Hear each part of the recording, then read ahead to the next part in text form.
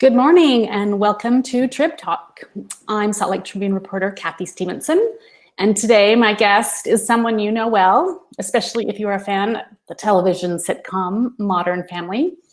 But you may not know that actor Ty Burrell, aka the cool dad, Phil Dunphy, also is a Utah resident. He and his wife Holly and their children live in Salt Lake City and are co-owners of several Utah bars and restaurants, including Bar X, Beer Bar, the Eating Establishment in Park City, and the iconic Cotton Bottom Inn, which is under remodel. So Ty Burrell, welcome to Trib Talk.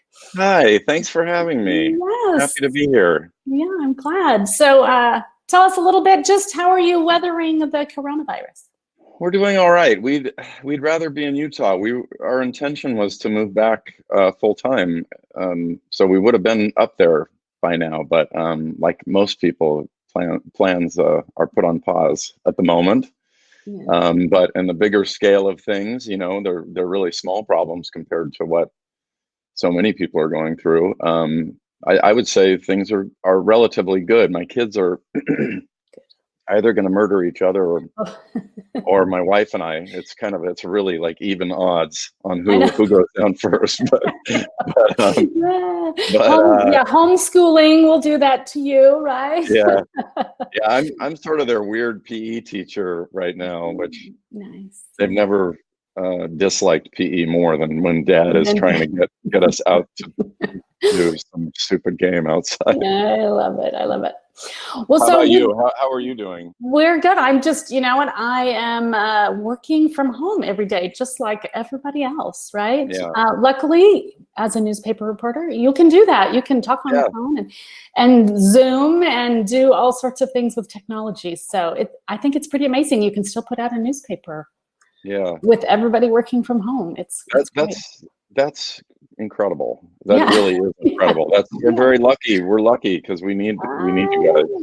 I know. So, and really it's fine because I'm just eating all the snacks, and we talked about this, right? You know, after it's over, I'm gonna, need to go back to salads and quit eating the cookies. I woke up this morning and my wife was in the middle, like midway through a workout, because we had a conversation last night about our collective weight gain.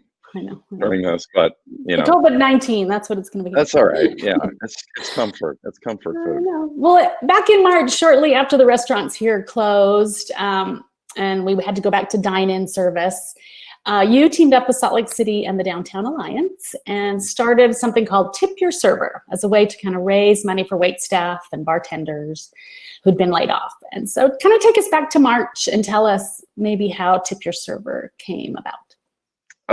It started, well, I guess really it started because my wife and I were servers when we were first starting out, like many young actors. Yeah. I was sort of a famously bad waiter. I was a terrible waiter. I've dropped whole rounds of drinks on people, and I don't know how I kept my job. I guess by trying to be nice, but I did sort of learn the ins and outs because I was a bad waiter of unemployment in that world. Yeah. And unemployment in that world is very challenging. It's really hard to get unemployment in that world because the tips, it's so ambiguous. And you're making like $2 an hour technically, right? You're making $2 an hour. That's right. I mean, I actually was. I honestly don't know what that minimum is right now, but I was making $2 an hour at the time. Yeah.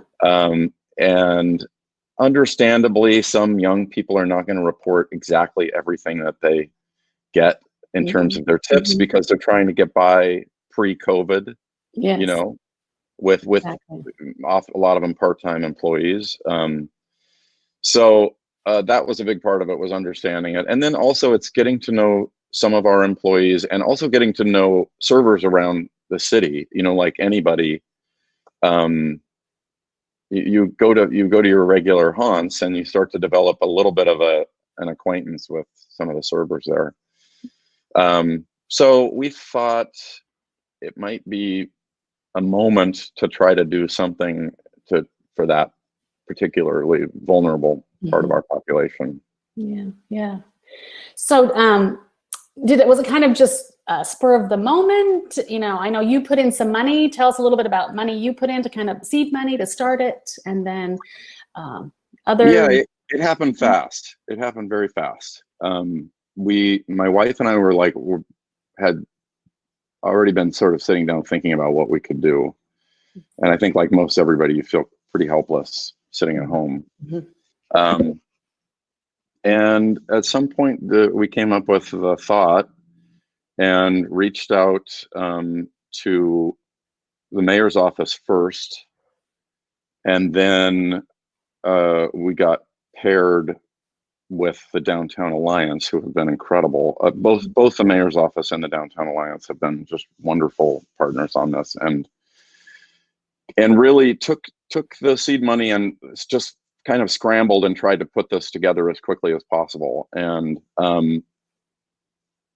yeah, it's been a spirit of let's make this work. Yeah, from the beginning. I feel like, as soon as you kind of announced it, I mean, people were all over it. I mean, people are so afraid of losing the restaurant scene in Salt Lake City, in Utah, right? So they started donating cash. So I don't know, how much you collected. Do you know what the donations are? Right now we're at about, I think, right around 600,000. Oh, wow. Which we're thrilled about, and we're so happy with the outpouring of support for those workers. But we have a long way to go. We have about 15,000 unemployed workers in Salt Lake, and our initial goal was $2,000 for each unemployed worker in that industry. Which was, I think we based that on a United Way model that they were trying to do in Boston. But the fundraising landscape, quickly it was, revealed to us that the fundraising landscape was going to be tougher than that. So we the Downtown Alliance, the Mayor's Office, and the Utah Restaurant Association came up with a new plan, which is to try to get as much money out to as many people as possible. Mm-hmm. From our funds. And that method is to take, I think there's somewhere around 850 restaurants in Salt Lake City, bars and restaurants. Wow, really? Yeah, I know. It's a lot. So they randomized that, and in groups of 40, so it takes a little while, but in groups of 40, we're going out to each restaurant and sending 5 checks of $500 for each employer to distribute to 5 employees, and the employer has to sort of decide, who, and that's not an easy decision. No, I think that from what I've been hearing, the methodology has been from either most tenured employee to most in need. One cool story we heard was that Lizzie's Kitchen, I think that their front of house employees were able to get unemployment, and relatively quickly. So they actually pooled that money and gave it to back of house employees. I think it was single moms at Lizzie's Kitchen, which is pretty cool. Yeah. But yeah, so the idea is to get $500 checks out to 5 employees of hopefully each restaurant in Salt Lake. And then if we can raise more money, we'll double back and maybe try to do the same thing again, or it depends. And maybe, you never know, like there might be some angel donor out there that changes this thing, which would be amazing. So I'm always sort of putting that out there to anybody who might be listening, if there's somebody who could change the way that this looks. So do you have like a number of maybe how many servers so far have kind of benefited? Or I think right now we're it's over 300. The process has been a little bit bumpy because we're sending out stuff to the employers, and then we have to get individual W-9s from each employee. Okay. So there are a lot that are pending because we get W-9s in with the wrong information, and then it has to go back out. So there's a lot that's pending. And then there are a lot of restaurants that haven't responded. And so I also want to take this time to say, please do respond. And if you're hearing this for the first time, please reach out to the Downtown Alliance and inquire if we haven't gotten to you yet. I think right now we've reached out to half of those restaurants. I think we're at about 400. Mm-hmm. But we're hoping to get to everybody. And if you're hearing this for the first time, please reach out to Downtown Alliance. If for some reason in your inbox there is something there from the Downtown Alliance, please open it and respond. We're anxious to try to get the money out.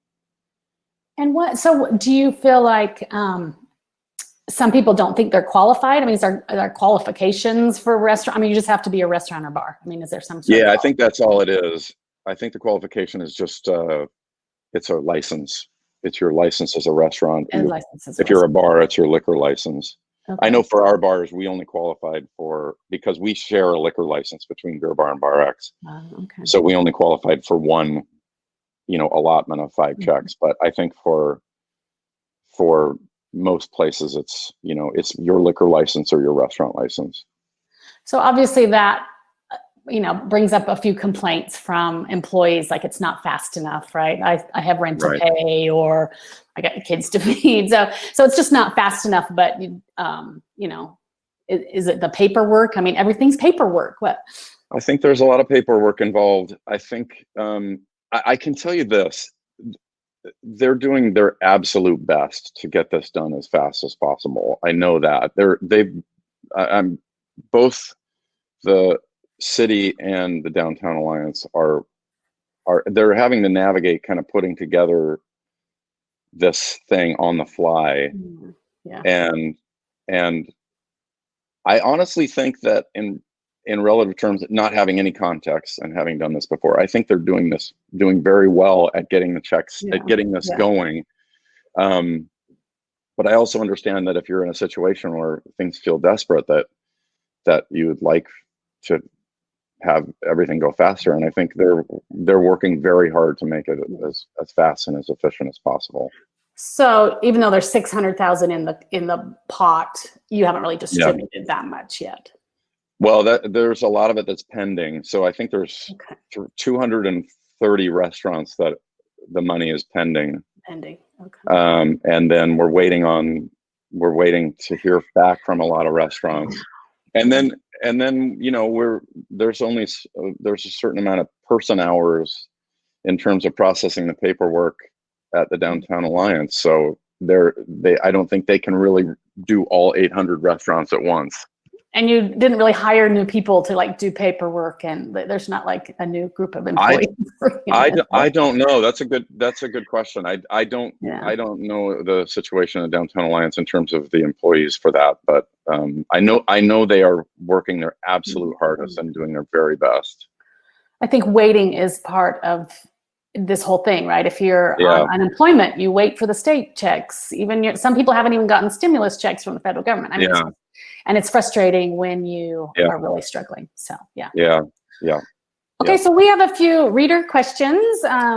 Katie emailed me and said, I'd like to know why these big donors didn't just tip their employees directly instead of having to be a gamble on who gets the money at the end of the day. So why didn't you just give your $100,000 initially to Bar X? I think that you're making I can't speak for everybody in that situation, but you're making a decision. We were making a decision about whether this is the amount that we had available to give. Mm-hmm. We have other charitable interests, including our own family, and you have to make a decision about whether you just give to your bars or you take a moment to try to create something of unity. Mm-hmm. And in doing so, our hope was that we build something bigger than just that amount. Yeah. And we've been lucky enough that we were able to do that, although we still feel like we have a long way to go. Did you get any big donations from any Yes, companies or yes, we have some corporations? really wonderful gifts from the Jeff and Helen Carden Foundation. They donated $100,000, Oh, okay. which was wonderful. And then also the George S. and Dolores Eccles Foundation gave $50,000 in a matching grant that ended up becoming $100,000 for the month of April, which that was met. So we felt incredibly grateful to both of them. I think in the end that will end up being, that'll end up reaching a lot of workers. Yeah, yeah. So a couple more emails have come in. Ben, as a bar owner, how do you think COVID will change the restaurant bar scene, I guess?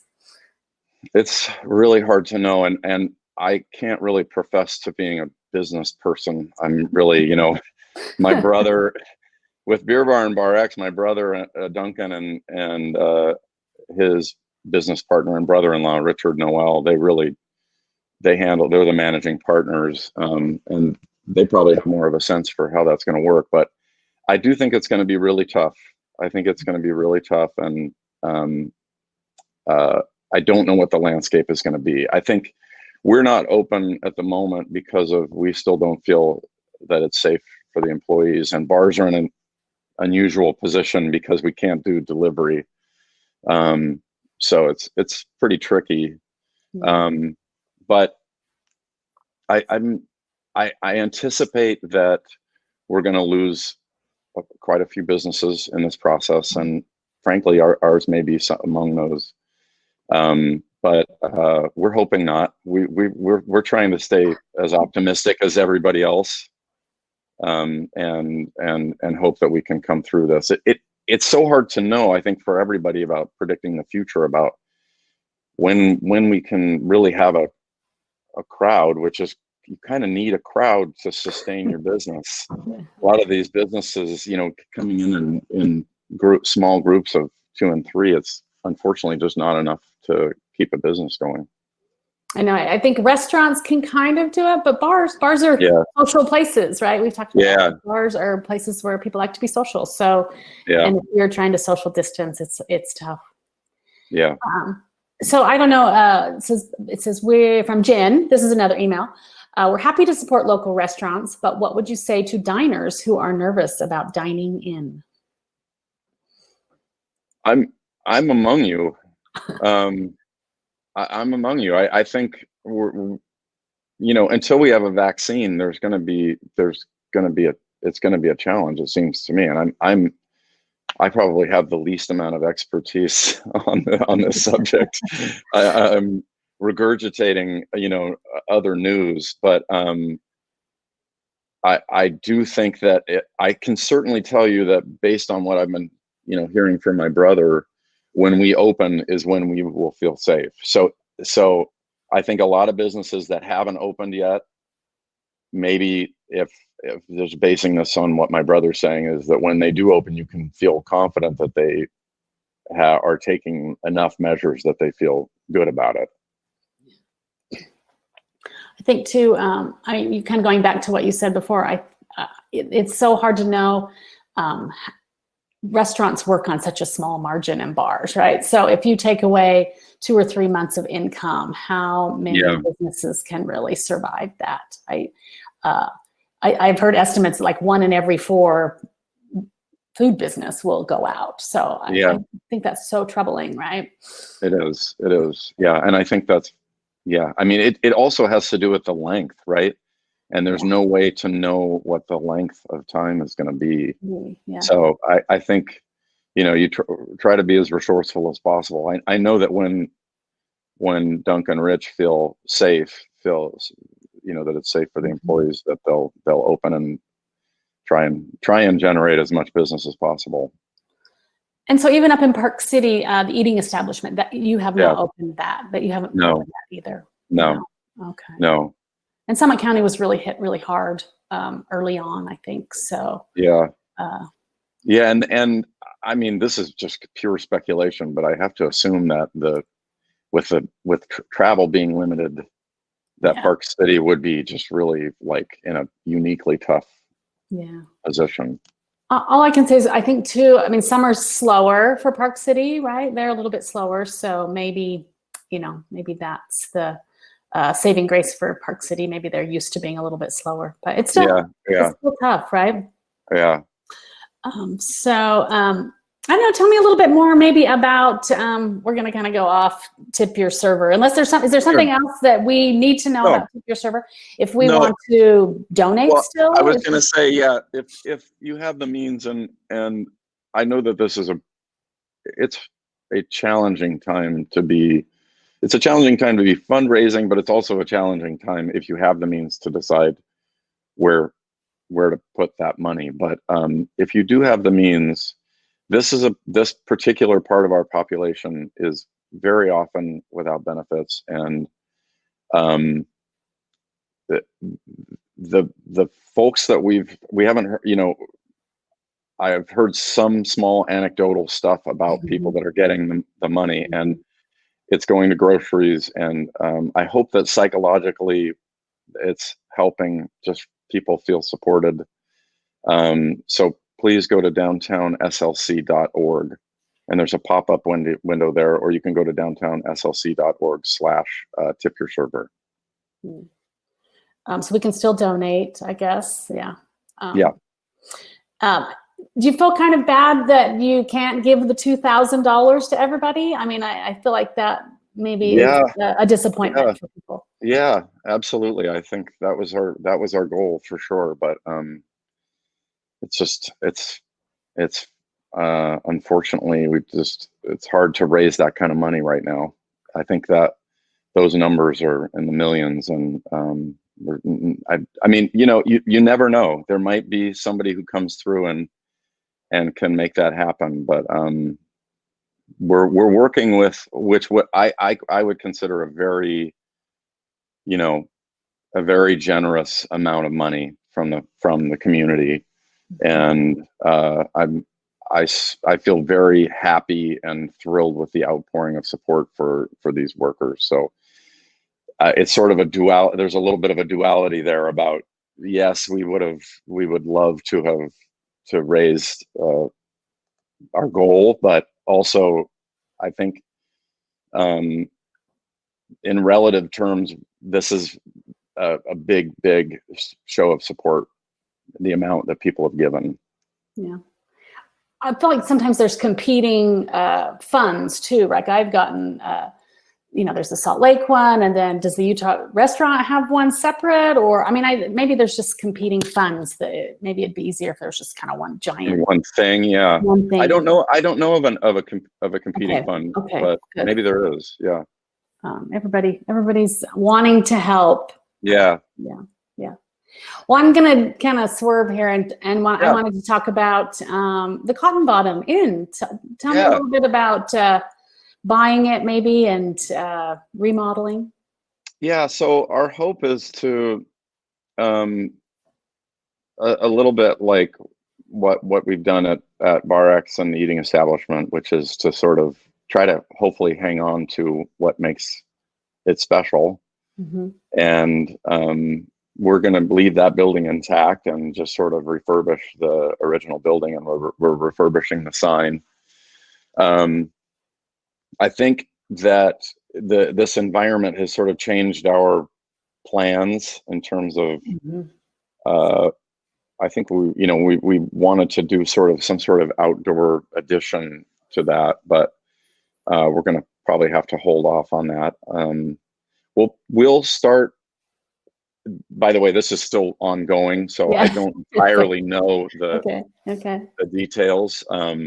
But I think we'll start sometime in the spring with some sort of hopefully having refurbished in some small way, and sort of slowly starting to open it, and hope that by then maybe circumstances are a little bit different as well. But I don't know the Cotton Bottom really well. My wife knows the Cotton Bottom. She was born and raised in Utah, and the rest of our ownership group knows it well, and they, like our other businesses, have a stake in making sure that it still retains its integrity.